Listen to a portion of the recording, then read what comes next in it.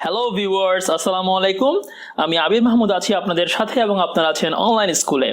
তো আজকের এই সি প্লাস প্লাস ভিডিওতে আমরা শিখব সিলেকশন অপারেটর। তো সিলেকশন অপারেটরটা আসলে কেন ইউজ করা হয়, কোথায় ইউজ করা হয়, সেগুলো সবগুলোই বলবো আস্তে আস্তে। তো চলুন আমরা সরাসরি কোডে চলে যাই।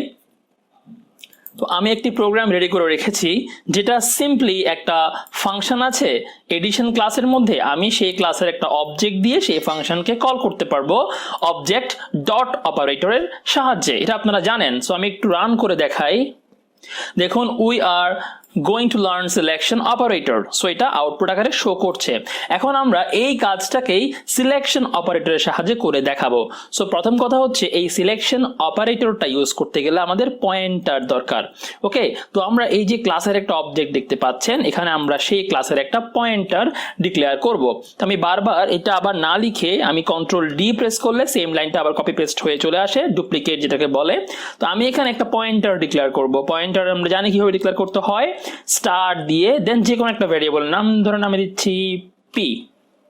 ওকে, সো স্টার পি। তাহলে এই যেটা এটা হচ্ছে পিটা হচ্ছে কি এডিশন ক্লাসের একটা পয়েন্টার ভ্যারিয়েবল। ওকে, তাহলে আমরা এই পয়েন্টারের সাহায্যেই এই ক্লাসের ভিতরের যে লার্ন মেথড বা ফাংশন দেখতে পাচ্ছেন, এটাকে জাস্ট কল করব। এখন কিভাবে কল করব দেখুন, আমরা যখন অবজেক্ট দিয়ে কল করি তখন আমরা অবজেক্ট ডট অপারেটরের সাহায্যে সেই ফাংশনকে কল করি। আর যখন পয়েন্টার দিয়ে করব তখন আমরা লিখব পয়েন্টারের নামটা, দেন সিলেকশন অপারেটর। এই যে হাইফেন এবং গ্রেটার দেন চিহ্ন, এইটাকে একসাথে বলা হচ্ছে সিলেকশন অপারেটর। ওকে, তো সিলেকশন অপারেটরের সাহায্যে আমরা ওই ক্লাসের কোন একটা ফাংশনকে বা কোন একটা ভ্যারিয়েবলকে অ্যাক্সেস করতে পারবো। Okay, so P selection operator learn. এখন দেখুন প্রোগ্রামটা আমি আবার রান করে দেখাচ্ছি। এই যে দেখুন, we are going to learn selection operator, যে আমি সি আউট যেটা লিখেছি সেটা এখানে আউটপুট আকারে শো করছে। তো আই থিঙ্ক আপনারা এই সিলেকশন অপারেটরটার কাজ বুঝতে পেরেছেন এবং সেটা কখন ইউজ করতে পারবো, কোথায় ইউজ করতে পারবো সেটাও বুঝতে পেরেছেন। ওকে, তো আজকের জন্য এতটুকুই থাকবে। আমরা খুবই গুরুত্বপূর্ণ একটা জিনিস শিখে ফেললাম আজকে।